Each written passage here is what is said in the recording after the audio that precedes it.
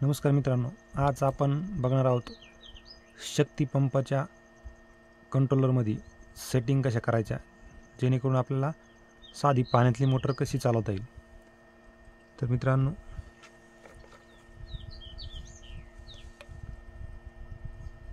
Menu configuration मध्ये enter करायचं आहे। त्यानंतर फॅक्टरी सेटअप, इथं जे जुने कंट्रोलर आहेत त्याचा पासवर्ड आहे 8443। आणि नवीन जे आहेत त्यांचा 9443 असा असणार आहे। इंटर केल्याच्या नंतर इथं मोटर पॅरामीटर्स हा पर्याय येतोय खालचा। त्यानंतर आपल्याला इथं हे बघा, बघू शकतो तुम्ही,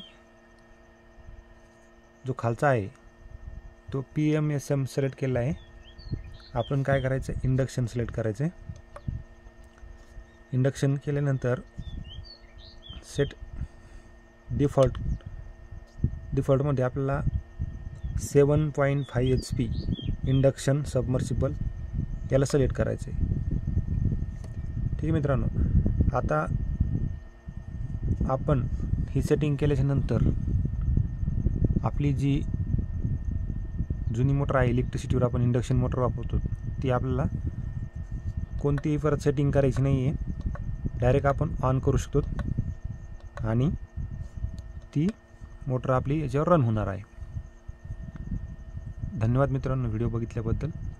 मित्रांनो, हा व्हिडिओ इतरांना शेअर करा, आपल्या चॅनलला सबस्क्राईब करा।